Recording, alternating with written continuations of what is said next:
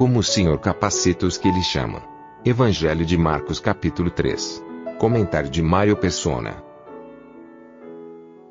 Na última reunião a gente viu de uma maneira geral esse capítulo e existem agora algumas particularidades nele que são importantes, principalmente a partir do versículo 13.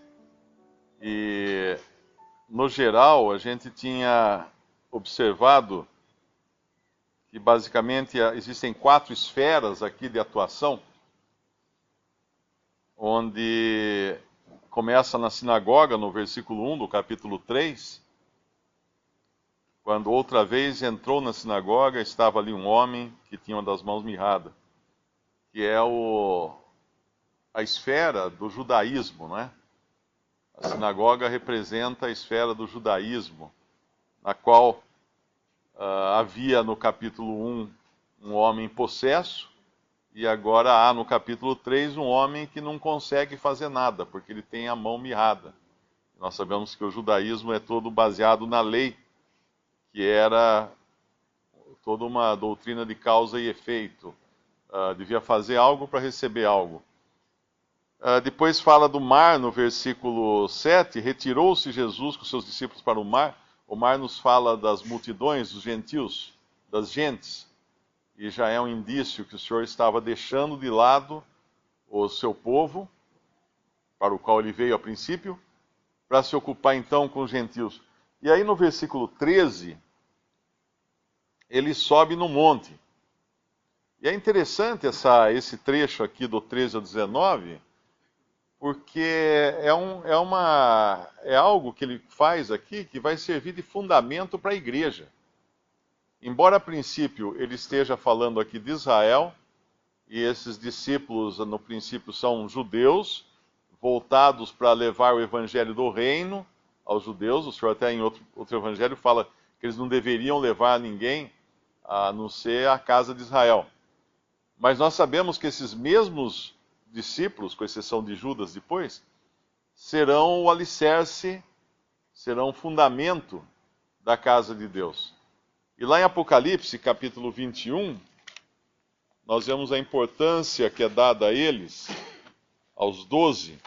E esse 12, é sempre bom a gente lembrar, não é exatamente um número, embora seja um número também, mas não é exatamente um número, mas é uma instituição. Então vai haver um momento aqui quando só havia 11, e ainda assim a palavra de Deus se refere a eles como 12. Apocalipse 21, versículo 14. E o muro da cidade tinha 12 fundamentos, e neles os nomes dos 12 apóstolos do Cordeiro. Eu creio que esses são esses 12 que são essa instituição dos 12 apóstolos que o Senhor chama. E para chamá-los, é interessante isso, ele sobe no monte, porque ele ia estabelecer depois uma coisa que não seria aqui da terra. Da mesma forma, como ele sobe num monte na transfiguração, porque ele vai tratar de coisas que estão acima das coisas desse mundo, para chamar os seus apóstolos, os seus discípulos, ele sobe num monte também. Ele vai tratar com eles de um lugar mais elevado. E são algumas coisas que acontecem aqui. Primeiro, ele chama, no versículo 13, subiu ao monte e chamou para si os que ele quis. Os que ele quis. Isso é importante nós entendermos que sempre que envolve o serviço para Deus, é Deus quem levanta os que ele quer, não é o homem. Nós sabemos que hoje na cristandade existe muita coisa no sentido de faculdades de teologia, homens ordenando homens, ordenações de pastores, de bispos, de padres, de uma série de coisas, mas o Senhor chama. O Senhor é quem chama os seus. Lá em Efésios 4, fala que ele subindo às alturas, deu dons aos homens, e deu uns para apóstolos, e outros para profetas, e outros para evangelistas, e outros para pastores e mestres ou doutores, querendo o aperfeiçoamento dos santos e para a edificação da casa de Deus. É ele que chama. Ele chama, ele escolhe e ele envia, como ele vai fazer aqui. Então, primeiro ele chama conforme a sua vontade, os que ele quis. Não era nem baseado nas características deles, podemos dizer assim, esse aqui tem mais talento para isso, aquele tem mais... Não, ele quis, ele chamou, porque é ele quem vai capacitar também. Ele vai capacitar depois. Chamou para si os que ele quis e vieram a ele.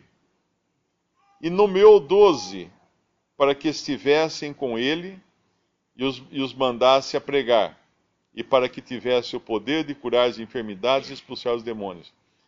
A primeira coisa, o primeiro movimento no serviço do Senhor é estar com ele.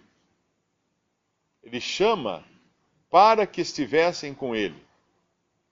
A ordem às vezes é invertida, né? A pessoa quer sair pregar, quer sair trabalhar, quer fazer alguma coisa para o Senhor, mas sem estar com o Senhor não vai funcionar. Assim como Maria, que ficou aos pés do Senhor, enquanto Marta trabalhava de lá para cá, corria de um lado para o outro, até o Senhor ter que falar para ela, Marta, por que você está tão ocupada com tantas coisas? Maria escolheu a melhor parte, estar com Cristo.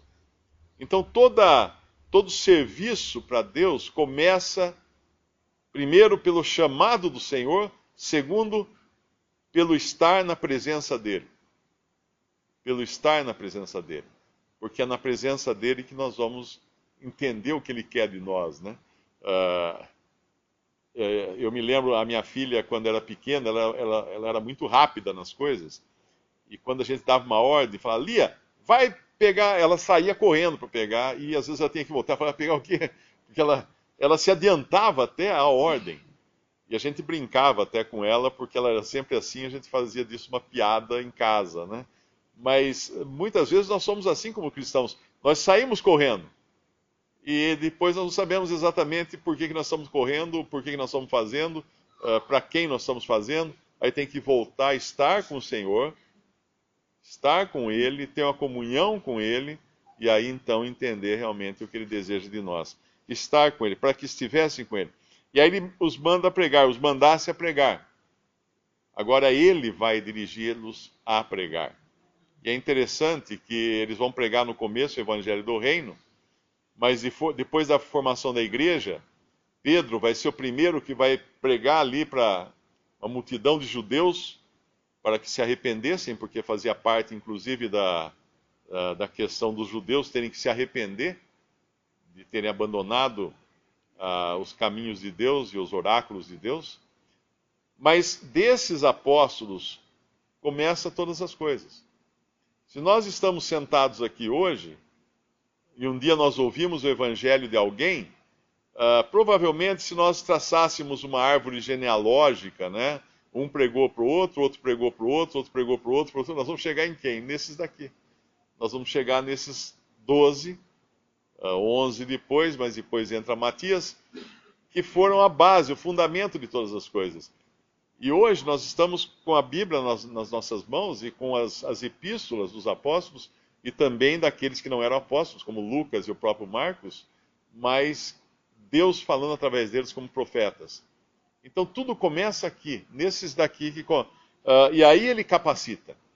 Uma vez que ele chama, ele escolhe, ele chama, ele nomeia os 12 para que estivessem com ele e os manda pregar, aí ele dá poder.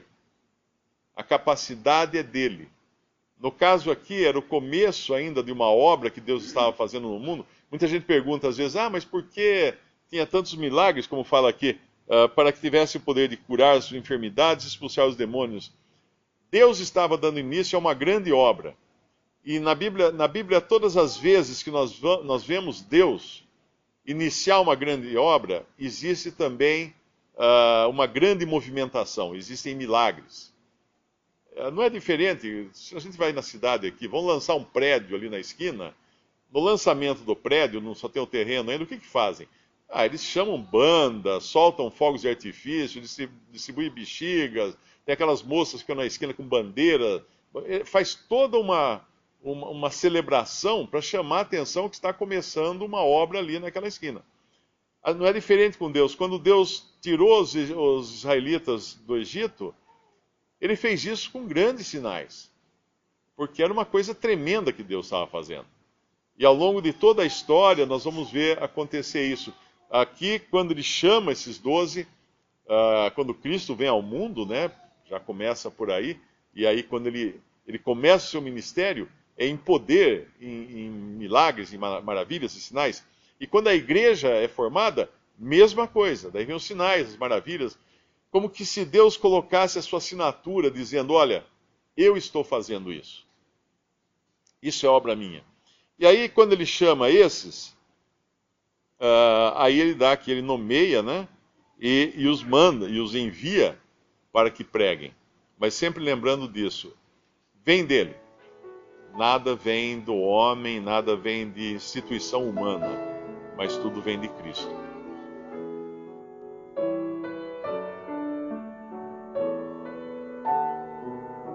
Visite Respondi.com.br. Visite também 3minutos.net.